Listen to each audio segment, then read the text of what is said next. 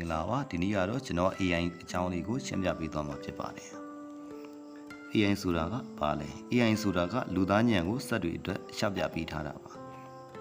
ပြည့်စုံတဲ့အမည်ကတော့ Artificial Intelligence ဖြစ်ပြီးမြန်မာလိုဆိုရင်ဉာဏ်ရည်တုလို့ခေါ်ဆိုနိုင်ပါတယ် AI ကလူသားလိုပဲစဉ်းစားတတ်ဖို့သဘောပေါက်တတ်ဖို့ဆုံးဖြတ်ချက်ချတတ်ဖို့ပြုလုပ်ထားတဲ့စနစ်ပါကိုမြင်တဲ့ AI တွေကလူလိုစကားပြောတတ်တာပုံများကိုခွဲခြားတတ်တာမျိုးတွေပဲဖြစ်ပါတယ်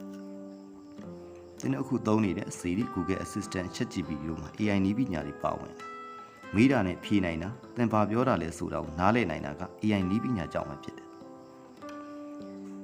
AI ကအချက်လက်တွေပေါ်အခြေခံပြီးစဉ်းစားပါတယ်။များပြားတဲ့ data တွေကိုသင်ကြားသုံးသပ်ပြီးရေဘူးရနည်းပညာတစ်ခုဖြစ်လာပါတယ်။ဥပမာတဦးကတခြားလူတဦးနဲ့စကားပြောနေတာပုံတစ်ပုံကိုကြည့်ပြီးဘာဖြစ်လဲဆိုတာကိုခန့်မှန်းတာဒီတိုင်းကို AI က data set တွေနဲ့သင်ယူပြီးလုပ်နိုင်ပါတယ်။အသုံးပြုရလွယ်ကူတဲ့ AI app 3 ခု